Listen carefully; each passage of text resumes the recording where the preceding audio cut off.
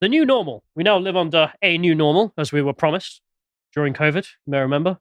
And, well, it's here now. And in case you know what I'm talking about, at least for the UK, this is the new normal, which is every weekend, mass amounts of Muslims turn up to the Islamic capital of the UK, known as London, and wave foreign flags and chant about killing Jews or uh, whatever else.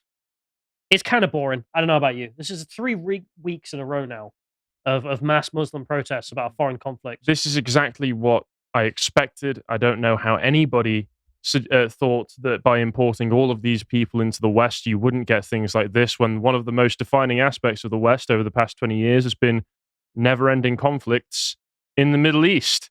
It has indeed, but one thing I have noticed, and I don't know, I'm really asking for people to tell us in the comments, because the feeling in Swindon, at least, has been looking at your phone, seeing London doing its London thing, and just going, London.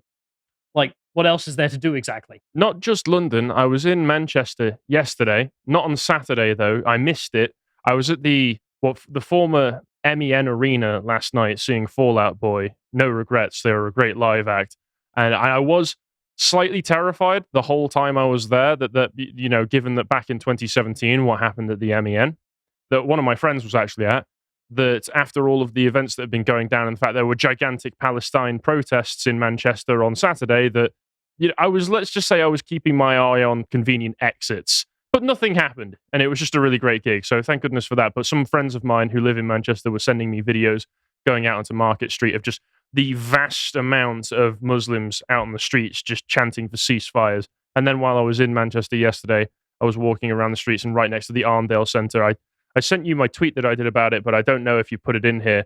There's just the sound of your average English city centre now, which is Muslim warbling like you're in the middle of Arabia. Yeah, I mean, if you're in Syria or Jordan or Egypt, this is normal and makes sense. When you're in London or Manchester, it's just what the hell is the state of us? But apparently, this is all that really matters, because to get a protest this big as well is actually quite an achievement. I will give it to the people taking part in this one.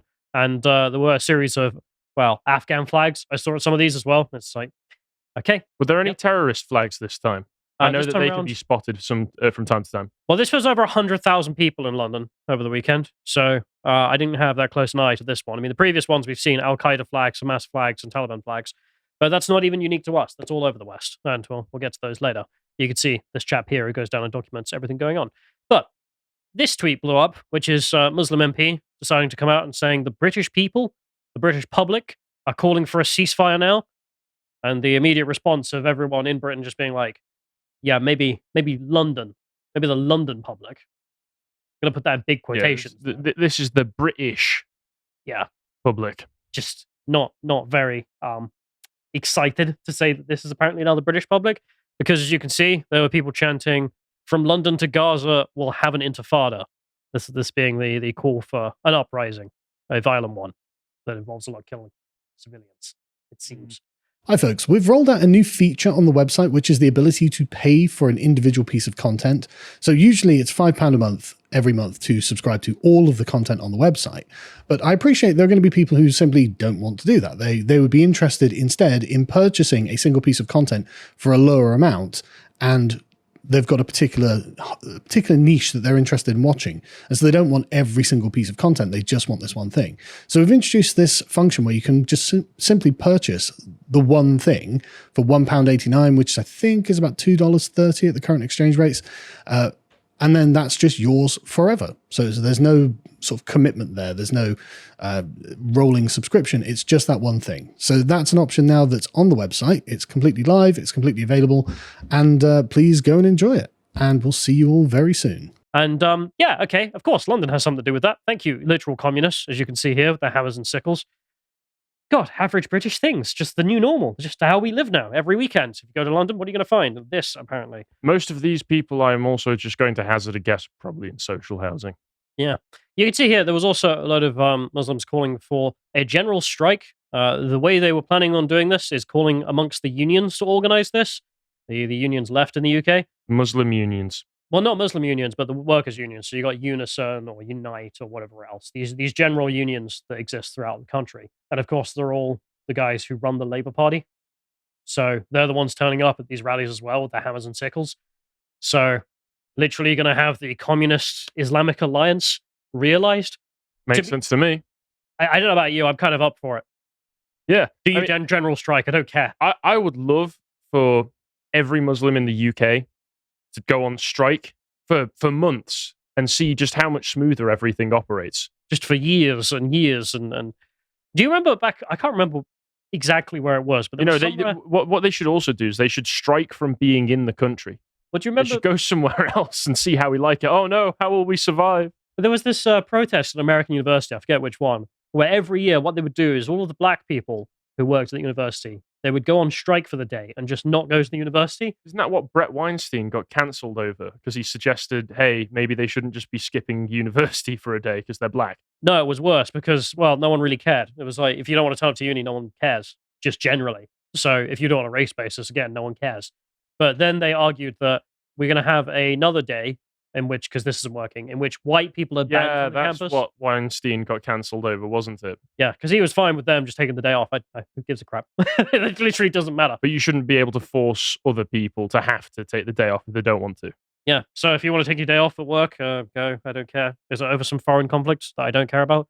How will I get my takeaway now? I mean, I did see the absolute queen response to all of this was this lady here on Question Time. When it comes to Israel and Palestine, I don't give a fuck. Okay, that's Emma Thompson, who's normally one of the worst and most insufferable women alive. Is this from a sketch show or something? I don't know. Maybe someone edited that together, but either way, that's how I feel about it. Yeah. Just like, foreign conflict. Again, neutral on the matter, because why would I not be? Why would I deeply care about Azerbaijan versus Armenia? Why would I deeply care about North versus South Sudan? Why would I deeply care about Gaza versus Israel? It's just not anything to do with it. I ever voted or signed up to be part of the global world police. So why should we have to care about it? I'm not American. Doubly don't have to care. Yep. Literally just an American puppet state instead. But anyway, there's a whole bunch of stuff that happened after that I feel like we can't ignore. Even if this is going to be the new normal, we can't just be like, well, isn't this the case? It's like, no, this shouldn't be the case. And as you can see, Lawrence Fox, some of the people who still live in London, who aren't part of the diversity, turned up here because I think this is a Boadicea monument, I presume, just with the chariot there. And they decided to leave their flags and signs all over the chariot. Thanks, guys. Great.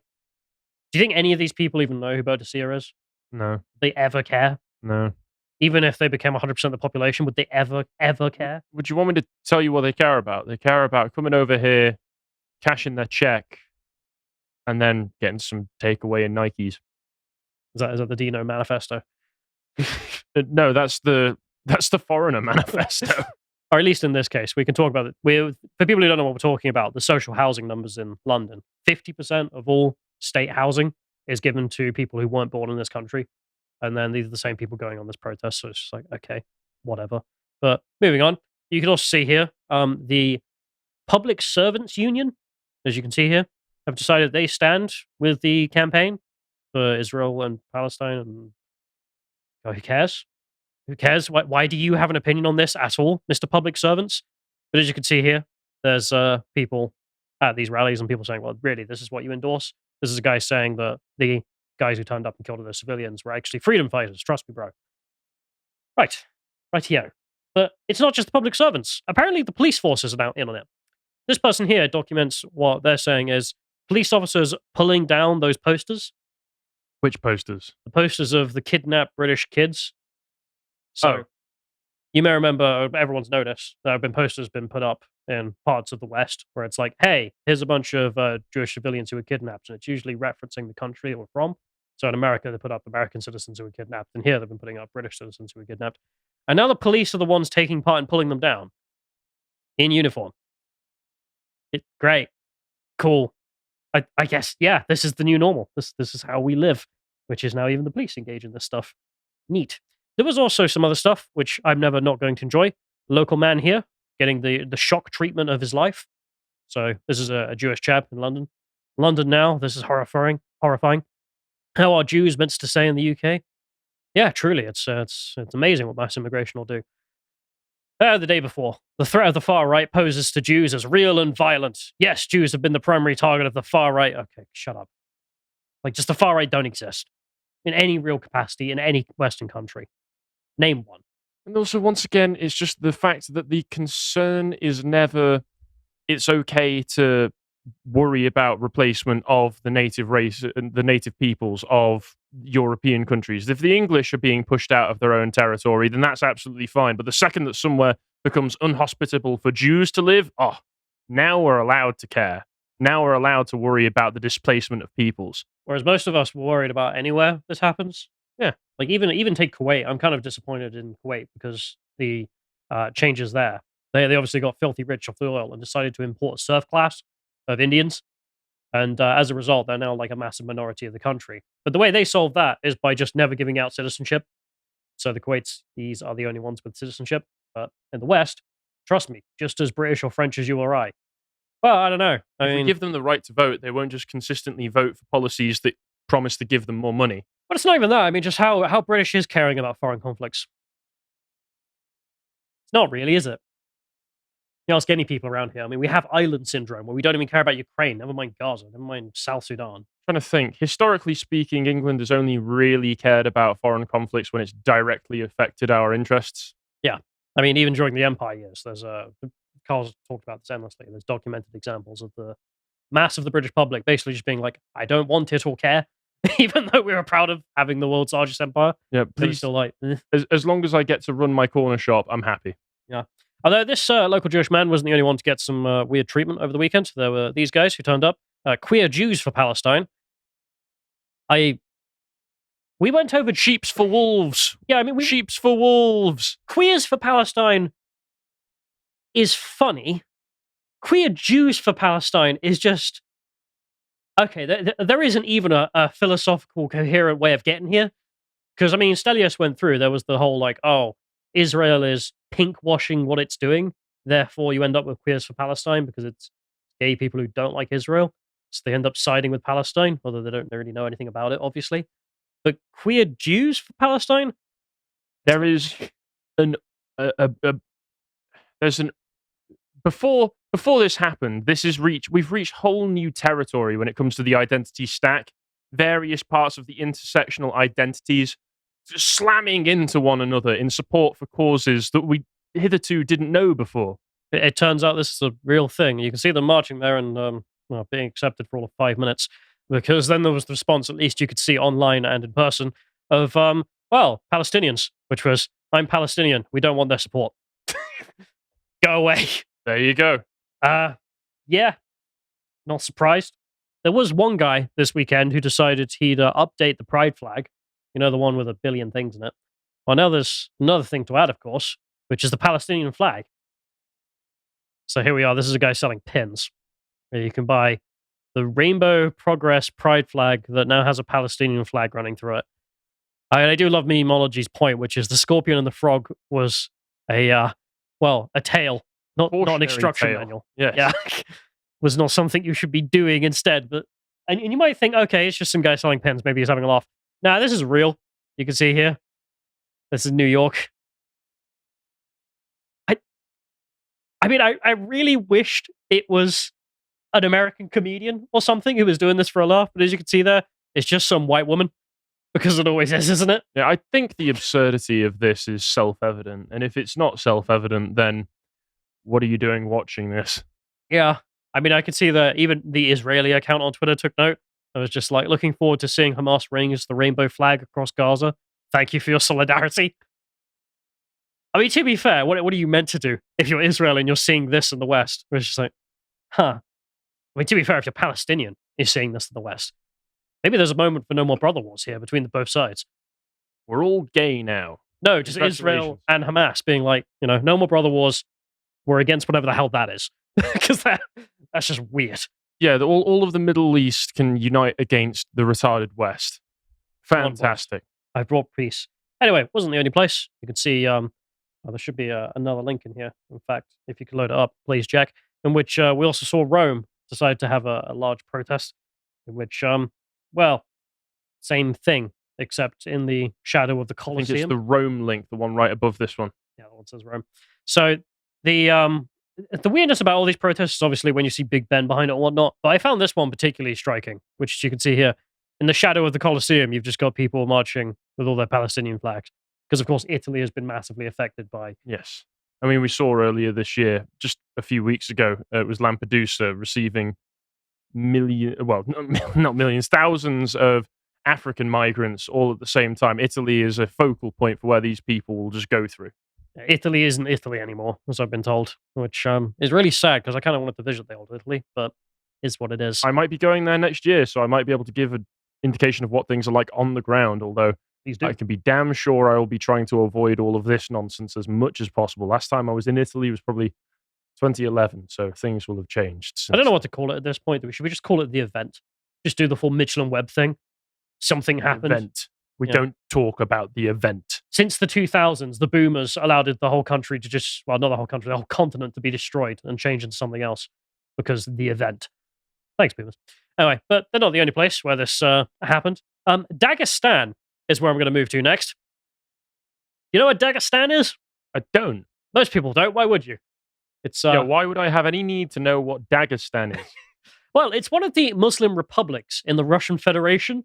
So right near the south, the southern part of Russia. That's the wild, wild west for them, because that's where the Chechens are and all the ISIS insurgents. Well, it's also where Dagestan is, and Dagestan being a Muslim majority, if not almost entirely, republic inside Russia. Well, they're very Muslim. And as a result, this happened over the weekend. You can see here they decided to also engage in mass pro-Palestine protests. We swear. This is a pogrom. No. We are just here to support Palestine's rights. You are showing me a pogrom. I am. This is a load of Dagestanians who decided that they would rush into the local airport because there was a rumor that a flight from Israel had landed, and they were literally hunting for Jews in the airport. You can see here. Is this real? This is real.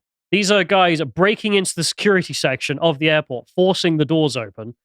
And then in this instance, they happen to run into a bunch of the airport security staff who are also Muslims. And I just look at them in confusion and we're like, no, we're not Jews. this is not. This is a very confusing situation. Yeah. I mean, the staff here just being like, you're not meant to be here. Who the hell are you? And there's just hordes of men with Palestinian flags hunting for Jews because, trust me, a flight from Israel is here.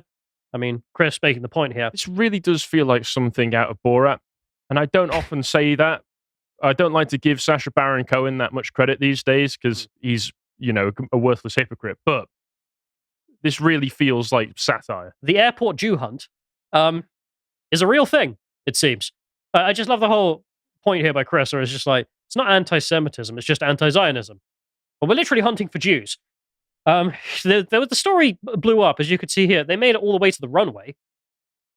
There was some footage on Russian Telegram I'm not going to show because it might get us in trouble, in which they're at one of the gates and the staff at the security section of the airport are literally screaming at the guys breaking in to bugger off, and they're obviously not. Russians usually deal with such events or protests quite sternly. They didn't in this instance, it seems. Although a lot of people have been arrested, so there's that. But you can see Victory Airlines here with a load of guys breaking in. And this is them on their Jew hunt. And they're looking, in this image, in the engines for Israelis, I guess. I don't know. They put themselves between the blades. I knew it. This is just deranged, this whole event. Very strange. But it does remind me of a 4chan post I saw once where it was like, yeah, there are micro Jews in the electric system. Oh my God, the Jews are running in the wires. What's this here? They're in the copper piping, guys. Like, I know it's some green text piss take, but it just like, it's the most anti-Semitic but funny thing I've ever read. Where it's just like, this is beyond Borat, in which someone was arguing that yes, the way electricity works is micro Jews in the wires passing coins to each other. That's the electrons. It's just like, all right. But I mean, when you're looking at a local man checking the blades in a jet engine for Jews, which one is more ridiculous? Maybe he was expecting to find them like the Jews actually were the blades the whole time. They've been the ones propelling it all the time. The micro Jews are actually a fundamental part of the economy across the entire world. Just there's the footage of someone checking. There we are. We found them, boys. They're in the My God. Footage taken just after 9/11. But there's the thing, like any other day, or at least any other time period, the news would be There's been a pogrom in Russia, essentially, of Dagestan citizens looking for Jews in the aircraft's jet engines. And we would all be laughing and posting emojis in the real world in the 70s when we were watching TV. But no, we live in the modern era. Something happened in the 1990s. And because of that, we can now check in with an average British man's opinion on this local pogrom, which is, as you can see, Dilly Hussein here. Oh, I've seen this gentleman. Yeah, deputy editor of 5 Pillars UK, blogs for the Huffington Post, works for Al Jazeera English and Middle East Eye. From, I think this is, I forget which British city he's from, actually. A person who, in any sane world, shouldn't be here. Yeah, he's from somewhere in the north, but trust me, just as British as you as I, and as he responds, this is the kind of welcome all Israelis should be receiving at airports in Muslim-majority countries. Ah, great. 3.5 Fantastic. So now across England, we can hope to expect that if there is a rumour that a single Jew has been spotted anywhere, that we will get raving mobs of Muslims tracking them down and tearing the place apart to try and find them, if this man's wishes were met. But it's also, this isn't considered extreme. I mean, as you can see, this tweet isn't deleted. There's no action has been taken by the British police, which would arrest you or I for daring to say maybe we should deport criminals, for Christ's sake. And, massively blown up and is completely normal, apparently, in these spheres. Even the Huffington Post haven't done anything, in case you're wondering. They got tagged a whole bunch, and we're just like, well, Oh, average Dilly. British man. Oh, that's just him. You don't know him. He's a real laugh riot when you see him in person. Quite the pogrom. Anyway, but you can see here, more scenes from Dagestan. Love my brothers. There we are. This is them, as you can see, breaking in and now attacking a police Is there a car reason here. this is a screenshot? Did he delete this one? No, I took some screenshots just in case he's deleted it, thinking he might. But it's still up. No, he's quite proud of it. So there we are, average British man. And just to end this off with a little interaction with the colonies as well. You can see here, black Hebrew Israelites and pro-Palestinian people have been fighting each other in Chicago. I'm reminded of that phrase, there's trouble in the gypsy village, which is a Greek phrase which means who gives a shit? Yep. I must be honest. It's like Palestinians and black Hebrew Israelites are killing. Oh, I don't care. Chicago. I'm just imagining the black Hebrew Israelites. They're just like, we're the real Jews. They're after us. Sincerely, they're both like, yeah, we're the real tribes of Israel, boys. And then some white police officer there is just like, God, why am I here? Yeah, okay. They look like they're literally just screaming Daz right. But at least the black Hebrew Israelites are Native Americans. They are native to the United States. I suppose America is the only place where something as absurd as black Hebrew Israelites would pop up. Yeah. But we'll end this off with just the average interaction we now have living in Europe. And apparently America has joined Europe in having the same problems, which is we have a lovely lady here who's decided to give us a trade offer. And her trade offer is that she hates us. I will make your country into a shithole. You can't stop me and you'll get what you deserve. In return, she gets a passport. Seems like a fair deal. Well, on this, I think you've missed something that's rather important from this whole thing, which is Mr. Dilly Hussein. I don't know if you saw this, had a minor interaction with one Douglas Murray. I did hear. I didn't see, actually. Yeah, Tunley actually memed it. So if I go onto his page, we'll be able to find it so that I can prove that I'm not making this up. Scroll down for a moment. Here we go.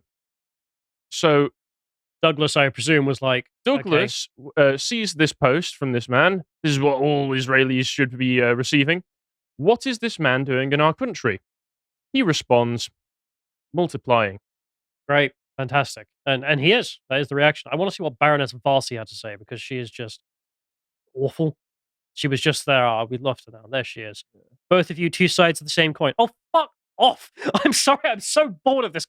Yeah. For people who don't know, What we need to do is we need to find the moderate center, and we need to get rid of this divisive dialogue going on between the extremes of both sides. Can we have an England? You should become an Islamic Republic. Well, can't we just find a compromise? But there is no compromise. What are you talking about? This, I love here. She used to be the chairman of the Conservative Party. It gives you an insight. The absolute mad human beings that run the Conservative Party are just unable Run the country. to even comprehend when they're in a battle. And as you can see, she's like, "Oh, we'd both be better off in the UK if you both pushed off someone." I don't know. Her name suggests to me that she may comprehend that we're in a battle, but that she doesn't want to make her side that explicit. That's just some speculation on my part. Well, either way, she's won the battle for London. Enjoy living there. Oh, you probably don't, do you? Because you probably, for some reason, don't like it.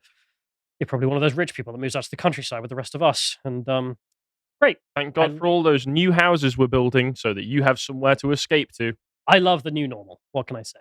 If you appreciated that segment from the podcast of the Lotus Eaters, you can go to lotuseaters.com to get access to all the premium content that's on the site, such as the Brokenomics series, this episode on Gaza.